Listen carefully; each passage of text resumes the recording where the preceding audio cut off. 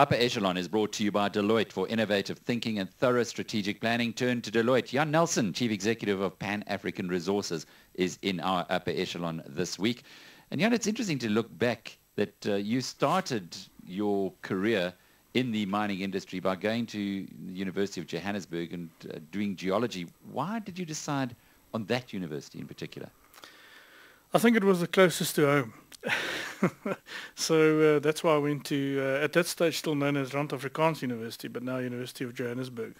Because it isn't really known or that well known for its geology department. We hear of WITS, we hear of even Natal University, but I suppose back in those days, there must have been something that motivated you to go and learn about rocks. Well, I actually wanted to go and study marine biology. And when I actually got to university, they said to me, you know what, you're never going to make any money. And all the money's in mining, so why don't you go and study geology? So I went and saw the professor who was the head of the department, Professor Chris Ruring at the geology department.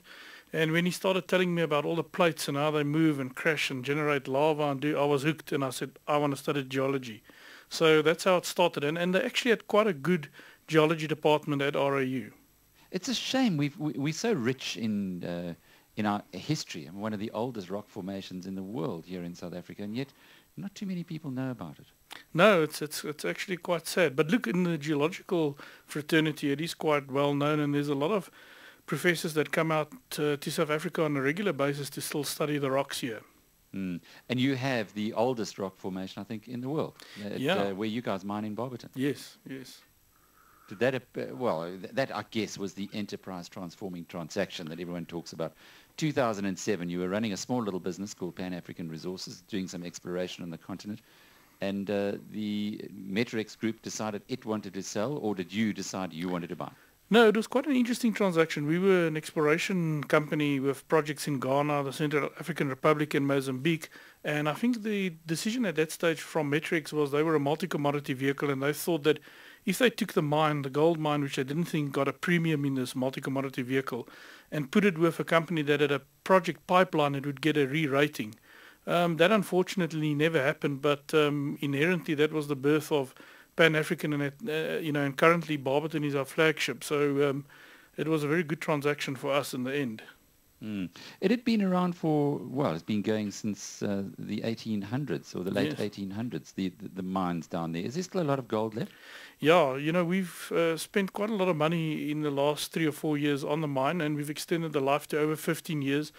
And we're also drilling our prospecting permit at the moment. And if we find something there, we could have a whole new mine, and there's 2 other companies also actively doing a lot of exploration. So there's quite a lot of activity in the Barberton region. And as you said, it's quite amazing. It's been going so long, but there's still a lot of potential out there. So, it's very nice. So for people who don't understand mining, you've proven another 15 years. What exactly does that mean?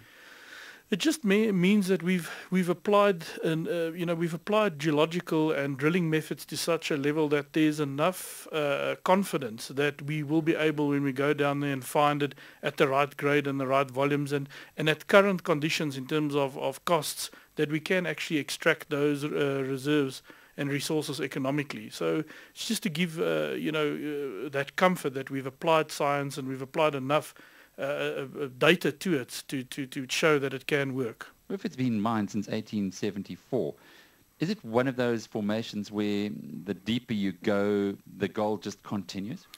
Well, there's 2 schools of thought. The one school says you've been going for 100 years, are you sure there's anything left?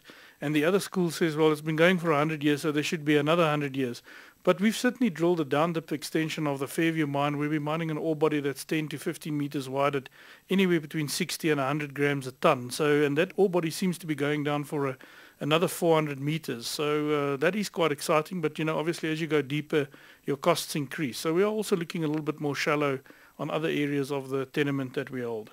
That 400 meters, does it end at 400 meters, or is that just as far as you've explored? No, that's we've drilled down 200 meters below the last level, and in terms of the rules that allow you to project, we can only project with confidence another 200 meters, but we still believe it's open-ended. But for us to at this stage drill, the money you have to spend to drill down another 800 meters doesn't make sense. So as we then develop down another 3 or 4 levels, we'll drill down deeper. Yeah, and I was at the Imponeng mine this last week, and they were telling me there that they're going down to 4 kilometers. They're already 3.5 kilometers. That's the old Western Deep levels.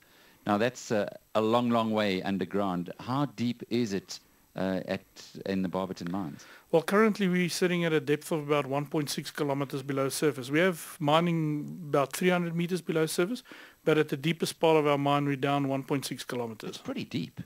I think for a greenstone gold mine that is pretty deep, yes. And there's a lot of infrastructure to take you down, and we put down about 1,800 people every day, so it's quite an amazing, and if you look at what the South African industry put down, it's actually quite an amazing thing. Mm. What brought you into mining, into where you are now at Pan African Resources? And I say this because mining is booming all over the world, and the opportunities for well-trained South Africans, and you worked at Goldfields, you worked at Harmony, to work in other parts of the world and for other companies the attraction is very strong. I think so. I was lucky to start my career at Goldfields, and very good training. There was a very good training school, and the same with Harmony. And I worked for a Canadian company, and I spent most of my life actually. Although Pan African started out as an exploration company, I've actually am a mine geologist by profession, and I like the mining. Even though you go underground, I liked interacting with the people. It's a very exciting business, multidisciplinary business. There's a lot of people involved, and I actually like mining more than I like explorations. It's quite strange. And you focused a lot on Africa. You mentioned earlier Ghana, Central African Republic, Mozambique. Did you explore Ghana? One knows it's a gold province. The other two are not terribly well known though. No, and actually a function of when I joined Pan African, the Ghana project was actually in the company already, and the Mozambique project. So we inherited those. We looked at Ghana, we didn't see any prospectivity, so we decided to drop that project. And then we picked up quite an exciting piece of ground in the Central African Republic, which we drilled, but we didn't find anything. And the Manica project is advancing quite well in Mozambique. So a bit of mixed fortune in terms of exploration. How different is it mining in parts of the continent like the Central African Republic to, say, a more, dare we say it, civilized area like North America? I think it's challenging, because it's exciting on the one hand for the geologists. Geologists like to go into a frontier where there's very little people and, there's nothing there. So they like it. That's very exciting for them. But, so the geologists go there. It's exciting for them. They like it. But when you go and take the mining engineers there and they've got to build everything and mine it, it's a bit of a challenge for them. There's no infrastructure there. There's a lot of education that has to take place with the governments that are newly formed in terms of them wanting money and certain expectations, expecting that a mining project will be built in 2 years, which doesn't happen. So it's a difficult environment to work in, especially if there's no infrastructure and it's a new environment. Is that part of the reason why you're no longer operating in those countries? Absolutely. The cost of operating there was just too great, and we started, we acquired Barberton Mines, we acquired the Phoenix project. So we became more uniquely South African, where there's very good infrastructure. I hear a lot of people complain about South Africa, but they must go up north into Africa and they'll be thankful for what we have here. And, if you want to build mining projects, South Africa is still a good place with the infrastructure. So I think for a company of our scale, we had to choose. Life is all about choices, and we had to choose. We couldn't be both. And, I think it's more for the bigger companies like the AngloGolds and Randgolds that have got deeper pockets and deeper expertise to go and explore there. We've got our own problems here. You've particularly had some issues with illegal mining in Barberton. Yeah, we at one stage had 900 illegal miners underground, and I'm glad to stop there for a minute. And you have 1,800 staff in total, and 900 on top of that were illegally mining. Yeah, yes. It was actually absolutely amazing, and these guys were well formed in syndicates.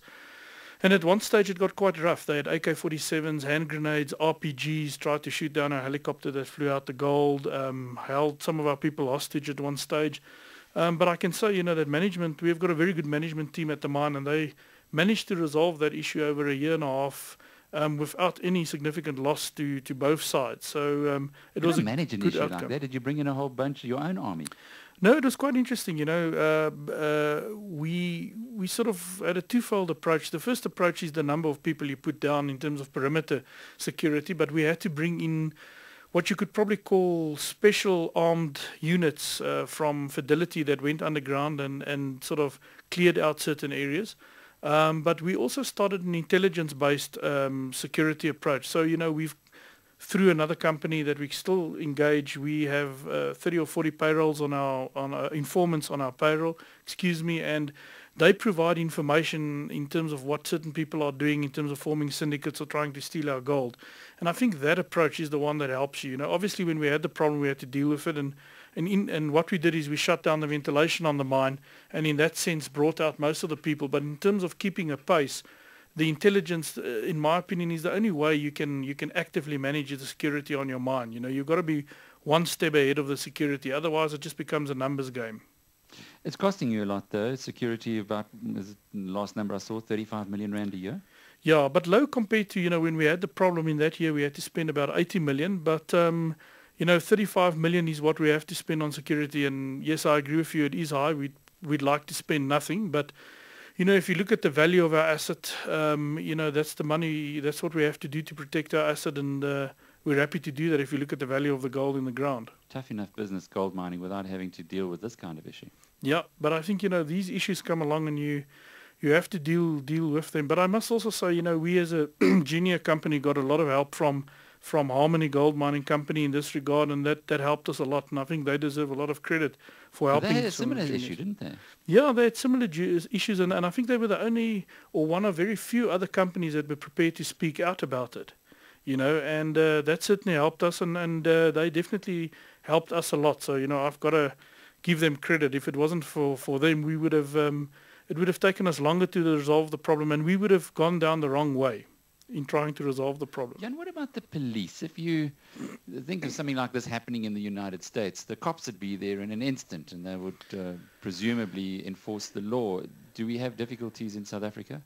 I think that at that stage, the police there certainly was problems in the police in Mpumalanga in dealing with this problem. They had certain units that were trying to clear out. There was some corruption. So, and initially they didn't have enough staff, but they certainly have resolved this problem. So we've worked very well with them. They've given us good support, but I think initially they just wasn't staffed correctly for this problem, and there was some corruption within them, but I must say that they have dealt with it. But, they didn't have all the resources they needed, and we as a company had to supply some of those resources, and I don't think it was a lack of willingness from certain members of the SAP, which I must say have gone beyond what they were supposed to do, but